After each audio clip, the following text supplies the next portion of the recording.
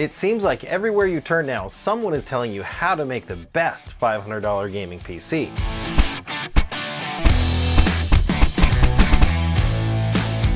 How can all of these PCs be the best? Especially when just days after they come out, the best parts may have already changed. Well, I decided it was time to not only find out who the best PC builder in my circle of friends was, but I also wanted to show you that there are many ways to make a budget gaming PC in 2023. When I reached out to my PC building friends though, they weren't so excited. That's too easy, they said. For 500 bucks, you can buy all new parts. Let's do a $400 challenge. $400? There goes my plans. At $400, this PC is going to be a real challenge to stay on budget and make something that could actually play well. To make sure the contest would be interesting, I suggested we should play for pinks. The loser has to sell their gaming PC on Java. We negotiated a few other boring details such as scoring and ground rules, and we had our challenge. As a gag, I decided to send an official challenge box to each of the participants. I invited some YouTuber friends that I've collaborated with in the past, and to really up the stakes, I decided to invite someone with years of budget PC building and parts hunting experience, Danny from Nerd on a Budget. Come on, he's got budget in the name of his channel. I stayed up past 1 a.m. building the challenge boxes, complete with individualized Polaroid evidence photos, small friendly gifts, and advanced circuitry to both deliver a customized challenge message when they opened it. You want to play a game. Oh, Danny, would you like to play a game? Hello, Joe, Mr. Pinky Tech. Do you want to play a game? Hello, Dan, Mr. PC Tech Hustle. And something to possibly drive them nuts while they were building, but more on that later. So without further ado, here's my entry for the $400 budget build battle. Well, almost. You see, this is the before my flip, and this is what my final PC looks like now, after a few upgrades and a new case. But now I need to tell you the story about how I got here. Immediately, I got to work to figuring out how I was going to win the contest. I knew I had to have a PC that was able to play the most esports games in 1080p with medium settings, but I wanted to be able to go even faster. In almost all benchmarks, budget PCs aren't CPU limited, they just need a really big GPU, the biggest you can afford. I was going to need to spend at least half of my budget on a GPU, possibly an RX 6600 or an RX 6600 XT if I could find one. An RX 580 just wasn't going to cut it, and slot-powered options like the GTX 1050 and 1650 were very cheap to build around during COVID, but they didn't have the chops to win a contest in 2023. I immediately went to PCPartPicker.com and started pricing out a couple budget build entries. Every time I added a power supply capable of putting out enough power for a decent GPU to the build, it broke my budget. And again, and again. I was going to have to get really creative to win. And then I remembered the HP Z440 flips I'd seen from Craft Computing and a few other friends that still have them as gaming machines today. You see, the Z440 workstation from HP was ahead of its time. Costing several $1,000s new, the Z440 included advanced Xeon CPU support with plenty of peak performance and no thermal throttling. They're also very overbuilt, meaning you had a 700 watt power supply that was going to be more than enough for any GPU that I could get my hands on. While the used Z440s are plentiful, picking the right one on eBay wasn't easy. I wanted the elusive E5-1650 V4 Xeon. It's a 3.6 GHz CPU with 6 cores and 12 threads that boosts up to 4 GHz when properly cooled. This was going to be a great chip when it came to benchmarks like Cinebench, though I was a little bit worried about the single core clock speed and what the IPC performance would be like on what is now a 7-year-old CPU. I found this amazing deal on a Z440.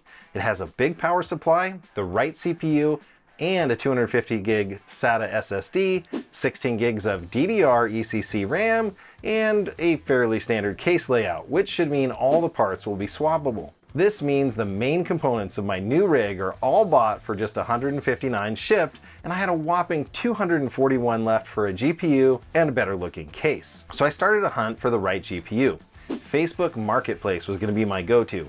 People often list GPUs here for less than eBay due to the complexities of shipping products on eBay and losing up to 15% in fees and other hassles with just global online selling. First, I found my ideal RX 6600 XT 8GB and only about 15 minutes from my home. The RX 6600 XT is the 1080p king, easily throwing around high frame rates and even challenging titles, and 8 gigs of VRAM should be plenty enough to mop the floor with these other guys. With online sales, you have to be quick. I immediately messaged the seller and negotiated a fair price of $185, and I set up a time for a few hours later, which then got pushed back. And then they pushed back on me again, and then they changed the meetup location. I had to wait so long, in fact, that I even had time to build a mobile testing rig so I could see if the GPU worked properly. Long story short, the seller tried to charge me more money if I wanted to test the GPU. Another big red flag to the deal. I figured it was too good to be true and I backed out. Mind you, the seller has dropped the price several times to even below what I offered him, and I don't think they ever sold it. Next up was an amazing deal on an RTX 2080 Super 8GB.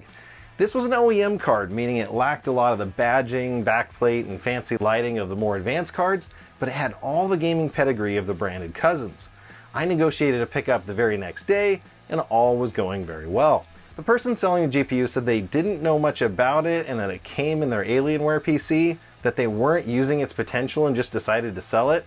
All red flags, but I figured I was going to test it using my mobile test rig. Of course, when I was just miles away, the person said that their husband had the card in the driveway and was heading out to work. Yeah, okay. Well, when I popped my trunk open on arrival, I realized I forgot my power cord and would not be able to live test the card. I inspected the card very carefully, and after a quick Google search of the part numbers, it came back to an RTX 2080, so I figured all was okay. Then I got home and fired it up, and it worked, which was the good news. Though GPU-Z had some bad news in store. I had actually picked up an RTX 2070 Super for just $180. Not the beefier 2080 Super that would have easily won the competition. The RTX 2070 Super still has the RTX tools, streaming codecs, ray tracing ability, and the power to dominate. But it wasn't a 2080. I contacted the seller, who ghosted me without any other word since. So I got very lucky that this card wasn't DOA, though if you want to get some tips on how to not get burned buying an expensive part from local sellers, check out Nerd on a Budget and his mobile testing videos and part hunts. Another thing I didn't expect was the need for an 8 to 6 pin power connector. I was going to need an adapter as the factory HP case only came with 2 6-pin power connectors. This adapter was $3.40, bringing my remaining budget on this machine down to $57. So now I had 95% of the PC ready, but I was missing a critical part, the case. The case on this PC had to be something special. I couldn't go with the standard power supply garage, mesh front, tempered glass side that's so popular these days. I needed a case with a traditional top-mounted power supply, lots of RGB, and big enough for an ATX board, all for less than $57. I've been watching Zach's Tech Turf since before I even started my own tech channel. Finding great deals on new tech is usually as easy as joining his Discord and watching the deals channel, or usually just checking out Jawa, the sponsor of our upcoming competition and livestream. I saw a few PC case deals go by, but they were either too expensive, didn't have the right power configuration, or just not large enough for the ATX motherboard from the Z440. Finally, while shopping on Newegg, I found the perfect case for my project, the Rosewell Prism S500. This case has 4 RGB fans, an RGB controller, a top-mounted power supply configuration, and with any luck, all the parts would fit into it and I'd have a newer-looking RGB gaming machine if you ignore the bright blue motherboard, OEM CPU fan, and ugly green circuit board. I'm literally out of money at this point. The case was $59.99, which was more than I could afford, but it came with a $5 off coupon that day, so I got it for $54.99 before tax. Here's a quick build montage on how I transferred from the HP to the Rosewell case.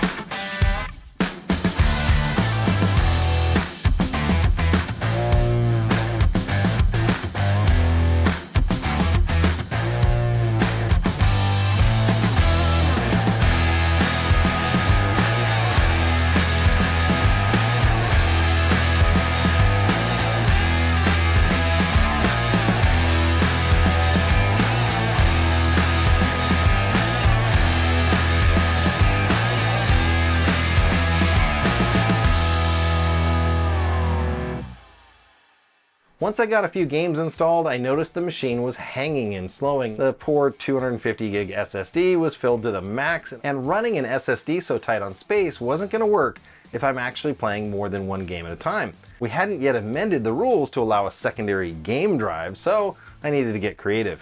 Then I realized something else.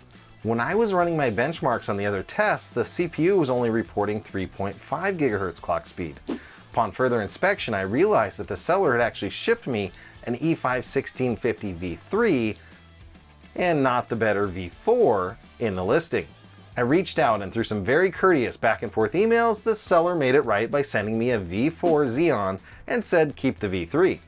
So my loss on the GPU turned out to be a small gain in that I had a spare Xeon CPU I could now flip for about 15 bucks. By giving myself a small credit for the resale of the CPU and the existing 256 gig SSD, I could afford the 512 gig SATA SSD upgrade, and I was back under budget by less than a Starbucks coffee. Around this point in the competition though, some cloak and dagger sleuthing, or he just told me, I learned that one of my competitors had done nearly the exact same flip I had. Not unheard of for the same reasons I just mentioned, but now I needed to up the ante if I was going to stand out.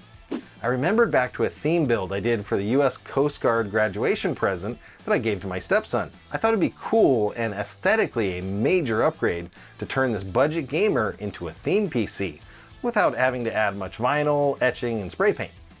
First, I'm a huge Trek nerd, and I know a lot of my viewers are too, so it was an easy theme to build on. I found an amazing Star Trek logo made out of the various ships, which would look great on the front. I then printed custom stickers to cover the Roswell stock fan centers with, along with a cool looking data module sticker I made for the SSD to clean up the back. A subtle yet very cool looking upgrade I did was to etch the side of the tempered glass with the Star Trek logo using Armor Etch, a product that I've never used before. I was told that it wasn't good on large areas like a window because it's hard to get even, but for small logos and text it was super easy to use. I couldn't be happier with how the build turned out. Next, I wanted the build to look as good on the back side of the case as it did from the front. So I spent a lot of time and, well, 28 zip ties to make sure the cabling was as clean and tidy as possible. I even removed the extra Molex connector and the extra SATA connector from the middle of the cable to tighten things up. It's these little subtle small details, but it had to look good because I think this one's going to be really close. I painted the power supply a flat black along with the white ATX and EPS connectors to hide them a little better, and then I painted the non-plated back of the OEM GPU with conformal coating at first and then more black paint so I wouldn't have this bright green PCB sticking out in my build anymore.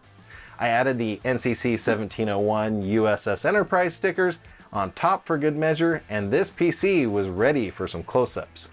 So here it is, the corporate cast-off turned RGB gaming PC. From rags to riches, this gaming PC is ready to take on the competition. Is it upgradable? Yeah, probably not. Will it run Windows 11? Not a chance. Will it win the contest? Well, I'm confident its gaming performance is going to be easily enough to take on those other guys' creations, with one of the best price to performance ratios of any PC I've ever created. To see the benchmark results and how my live gaming stacks up to the competition, you'll need to tune in to this upcoming live stream. We're going to be doing the final reveal of all the PCs, competing with them in games, and benchmarking the results on YouTube this coming Thursday, June 28th. We'll be crowning a winner and giving away the coveted Budget PC Builder trophy. I want to thank Jawa for supporting this live stream, and they're offering a discount code that we'll reveal during the live event, which is good for $100 off any one of these PCs. And as another twist, we're going to sell all of the PCs on Jawa, so you have your chance to get your hands on one of these if you tune in and watch. Click the link up here to see that live event, or go down in the video description if you're watching on mobile. I'm also putting links to all of the competitors' build videos and budget creations down in the video description. Show them some love. See you soon.